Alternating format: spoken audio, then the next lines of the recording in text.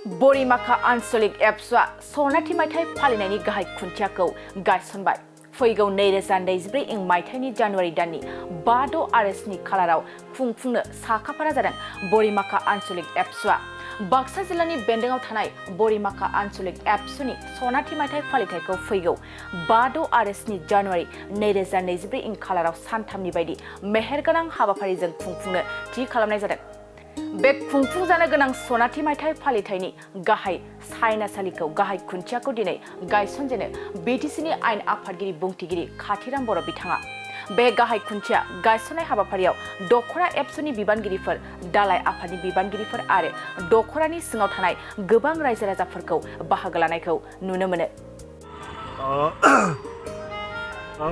दुलाराय बर' फरायसा आफाद बे दुलाराय बर' फरायसा आफादा 1967 मायथाइनि 15 फेब्रुवारियाव गायसनजादोंमोन आरो बेनिनो दिनै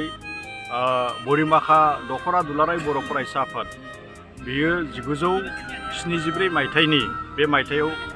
बरिमाखा दखरा दुलाराय बर' फरायसा आफादा गायसनजादोंमोन आरो बे गायसननाय समनिफ्रायनो दुलाराय बर' फरायसा आफादजों लोगोसे दुलाराय बर' फरायसा आफादनि बिथोन बायदियै, थांखि बायदियै, नोजोर बायदियै बरिमाखा दखरा दुलाराय बर' फरायसा आफादाबो खामानि मावबोबाय थानायखौ जों नुनो मोन्दों आरो दिनै बरिमाखा दखरा दुलाराय बर' फरायसा आफादा बे 1974 मायथाइनि जे गायसननाय मायथाइ बे गायसननाय मायथाइखौ लानानै 2024 मायथाइयाव बियो 50 बोसोर जागोन आरो बे 50 बोसोरखौ थांखि लानानै नोजोर होनानै बरिमाखा दुलाराय बर' फरायसा आफादा बेनि 50थि बोसोर थामहिनबा सनाथि मायथाइ फालिथाय बिथांमोना बेखौ फैगौ जानुवारि दाननि 5, 6 आरो 7 जानुवारियाव 2024 मायथाइयाव बिथांमोना बेखौ थिग खालामदों आरो दिनै बेनिनो जि गाहाय सायनासालि बे गाहाय सायनासालिनि गाहाय खुन्थिया गायनाय हाबाफारि आरो बे गाहाय खुन्थिया गायनाय हाबाफारियाव बे हाबाफारियाव आङो गायसनगिरि आलासि महरै आं बेवहाय बाहागो लादों आरो बेवहाय नुनो मोन्दों दे बागानपारा बरिमाखा दखरा दुलाराय बर' फरायसा आफादा जोबोद गोख्रोङै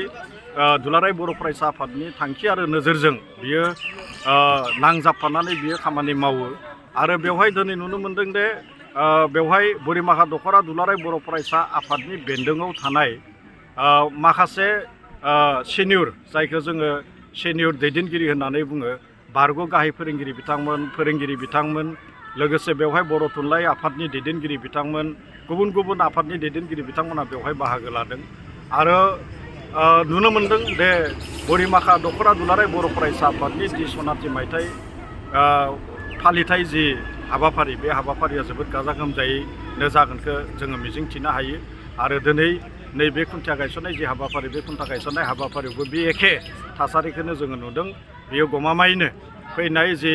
2024 मायथाइनि 5, 6 आरो 7 जानुवारियाव जानो गोनां जि बरिमाखा दखरा दुलाराय बर' फरायसा आफादनि जि सनाथि मायथाइ फालिथाय हाबाफारि बेयो जोबोद गाजा गोमजायैनो जागोन आरो बेवहाय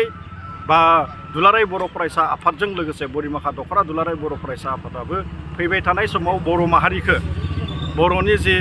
माहारिखौ माबायदिहाय लांनो, बर' माहारिनि राव, थुनलाइ, हारिमु फारफ्रोमबो बिथिङाव बोरैहाय माने बेखौ जौगासार मोनसे हारि हिसाबै गायसननो हागोन बेनि सायाव थारैनो सावरायनायखौ लागोन बेखौ जोङो मिजिंथिनो हायो आरो फैबाय थानाय समाव बरिमाखा दखरा दुलाराय बर' फरायसा आफादाबो गावनि ओनसोलजों लोगोसे गासै ओनसोलखौ जौगाखांनायनि जि मोनसे हाबाफारि बेवहाय थारैनो बाहागो लागोनखौ जों मिजिंथिनो हायो। 2023 मायथाइनि डिसेम्बर दाननि 10 खालाराव फैगोन बोसोराव जोङो 2024 मायथाइयाव जोंनि बरिमाखा दखरा दुलाराय बर' फरायसा आफादनि बे सनाथि फोरबो फालिथाय बे फालिनायनि जोङो सायनासालिनि गाहाय खुन्थियाखौ गायसननो मोननानै जों जोबोद गोजोननाय मोन्दों आरो बे हाबाफारियावनो जोङो हांख्रायनानै लाबोदोंमोन गायसननो थाखाय जे बिटिसिनि मानिनां बुंथिगिरि खाथिराम बर' सारखौ। बिथाङा जोंनि हांख्रायनाय लेखा नुजाफैनानै बे हाबाफारिखौ मावफुंनायाव जों जोबोद गोजोननाय मोन्दों। जोङो सान्दों जे जोंनि बे सनाथि जि फालिथाय बे फालिथायखौ जोङो मोजाङैनो खुंनो हागोन। जे जोङो फैगोन 2024 मायथाइनि जानुवारि दाननि 5-6-7 खालाराव जोङो सानथामनि हाबाफारि लानानै बे जोङो फालिथायखौ खुंनो होननानै जोङो आवगायदों आरो बिनि थाखाय जोङो जिखिनिखौ जों सानदों जोंनि मिजिंथिनाय लेखा बेबायदियै जोङो दुलाराय बर' फरायसा आफादनि मानिनां बिबानगिरि बिथांमोनखौ जोङो आलासि महरै हांख्रायनाय जादों आरो बे लेखानो बिथांमोना साननैनि जोंनि हाबाफारियाव नैथि आरो जोबथारनाय जोंनि गेवलां मेलाव बिथांमोनखौ जोङो आलासि महरै हांख्रायनाय जाहैदों आरो बेबायदिनो जोङो सानथामनि हाबाफारियाव जों 50 बोसोरनि उनाव जोंनि बे दख'रा एबा जोंनि बे आनसलिकआव जोंहा फरायसाफोरा बेसेबांखिनि आवगायनो हाखो बे गासैनि जोङो बेबायदिनो खायसे जोंहा सुमोनथाइ जाहैगोन आरो बेबायदिनो जोङो माखासे माने हाबाफारि लानाय जाहैदों दा गिबि सानावनो जोङो माखासे मानि जोंनि हाबाफारिनि जिखिनि बेखावनो गोनां दङ बे बेखावनो गोनां हाबाफारिखौ जों मावफुंनाय जागोन आरो बिनि उनावनो जोङो फरायसाफोरनि बायदिसिना जोङो बादायज्लायनाय बे हाबाफारिया जोङो जेरै गेलेनाय हाबाफारि दङ जोङो इयाव सिगां जोंहा बे फालिथायजों लोब्बा लाखिनानैनो जोलुर एबा फुटबल बादायज्लायनाया जानानै थांबाय आरो बै जोङो सानथामनि हाबाफारियाव जोङो काबादिखौ लानानै भलिबलखौ लानानै आरो गुबुन बिदिनो एथलेटिकनि माखासे गेलेनाय हाबाफारिखौ लानानै बे बादायज्लायनायखौ जोङो खालामनो होननानै सानदों आरो बिनि उनावनो जोङो फरायसाफोरा जाहाथे जोंहा थुनलाइयारि बिथिङाव आवगायनो हागोन बिदिनो लिटारेरि माखासे आयदाखौ लानानै बे बादायज्लायनाय हाबाफारिखौ लानाय जाहैदों आरो मोनाबिलिनिफ्राय जोंहा हारिमुनि बायदिसिना आयदायाव जों बादायज्लायनाय बेखौ लादों जेरै देंखोमु 1-2-3नि लोगोसे बिदिनो जोंहा खाम दामनाय आरो जोङो गोदान मेथाइ आरो गोजाम खुगा मेथाइ बेबायदि बादायनाय हाबाफारिफोरखौ जों लाहैनाय जाहैदों आरो बिदिनो जोङो नैथि खालाराव जोंहा सिगांनि आगुनि जायफोर मावथि दङमोन बे मावथि माखासेखौ जोङो मान बावनो थाखाय बिदिनो हाबाफारि लानाय जाहैदों आरो बेवहाय जोङो दुलाराय बर' फरायसा आफादनि बोसोनगिरि बिथांखौ जोङो हांख्रायनाय जाहैदों आरो बिथाङा नुजाफैगोन होननानै जोंनो अलरेडि जोंनो रादाय होबाय जों सानदों जोंनि बे हाबाफारि माखासे जोबोद गाजा गोमजायैनो खुंनाय जाहैगोन आरो दासान्दि जोङो जि बे फालिथायखौ खुंनो थाखाय आवगायदों बेवहाय रायजो राजानि जि मदद हेफाजाब जों नागिरनानै जि आवगायदों बेवहाय रायजो राजाफोरा जोंनो जोबोद गोसो खुसियैनो मदद होदों आरो जों बेवहाय गोजोननाय मोनदों मदद हेफाजाब जों नागिरनानै जि आवगायदों बेवहाय रायजो राजाफोरा जोंनो जोबोद गोसो खुसियैनो मदद होदों आरो जों बेवहाय गोजोननाय मोनदों आरो जोंहा गेवलां मेलाव बेबायदिनो जोङो जोंनि गोनां आलासिफोरखौ जोङो हांख्रायनाय जाहैदों आरो बे गेवलां मेलाव जोंहा बेखेवगिरि महरै थाहैगोन जोंनि मानिनां BTCनि चिफ प्रमद बर' सारा आरो बिदिनो गाहाय आलासि महरै माने दुलाराय बर' फरायसा आफादनि लोगो आफादगिरि खोरोमदाव औवारिया बिथाङा बाहागो लाफैगोन आरो बेबायदिनो जोङो थांखि जानाय बुंथिगिरि हिसाबै सासे एबसुनिनो गोख्रों मावथि मनालिसा दैमारि बिथांखौ जोङो हांख्रायनाय जाहैदों आरो बिदिनो गोबांखिनि जोङो जर'खा आलासि आरो माननि आलासिफोरा बेवहाय बाहागो लाहैगोन आरो जोंनि बे जायगानिनो जोंहा गोख्रों मावथि आरो बर' साहित्य सभानिनो माने बारग' गाहाय नेहाथारि कमलाकान्त मोसाहारि बिथांखौबो जोङो थांखि जानाय बुंथिगिरि हिसाबै आलासि महरै हांख्रायनाय जादों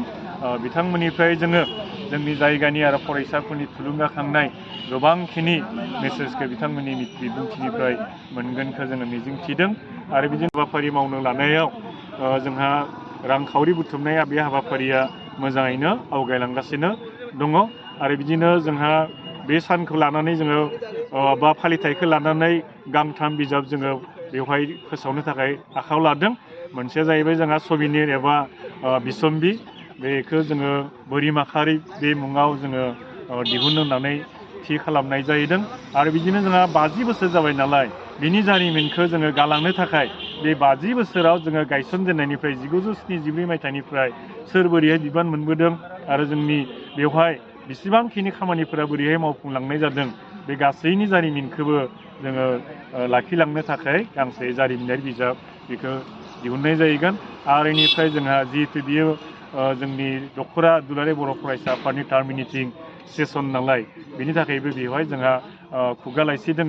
बे खुगा लाइसि जेवारिखौबो दिहुननाय जाहैगोन आरो बिनि थाखाय जोङो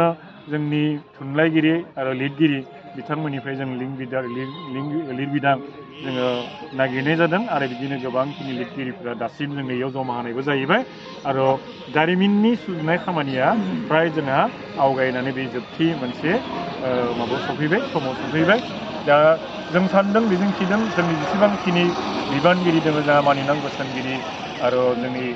गुबुन गुबुन दालायफोरनि एबा साब कमिटिनि जिखिनि बिबान दङ बे बिबानगिरिफ्रा दासिमबो मोजाङैनो मदद होदों आरो उननि जिखिनि जोंहा आद्रा सान दंबावो बे माखासेयावबो जोंनि रायजो आफादनि बिबानगिरिफोरा बयबो गोसो गुदुङै मदद होलायनानै हेफाजाब होलायनानै खामानि मावलायनायाव बाहागो लालायो बे माखासेखौ जोङो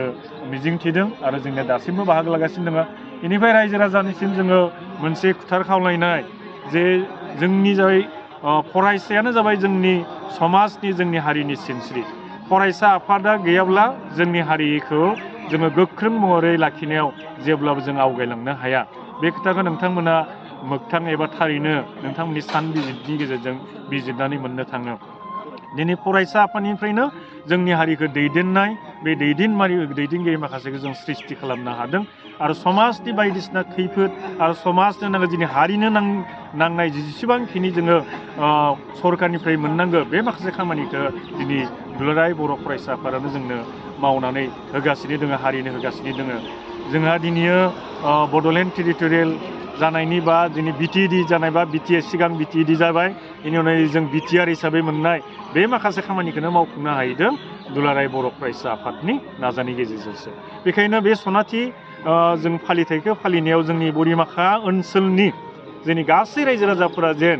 गोसो गुदुङै बिनि थाखाय हेफाजाब मदद होनायाव आवगायबोयो बे माखासेखौ जोङो जोंनि रायजो राजानिफ्राय जोङो नागिरो आरो खावलायो आरो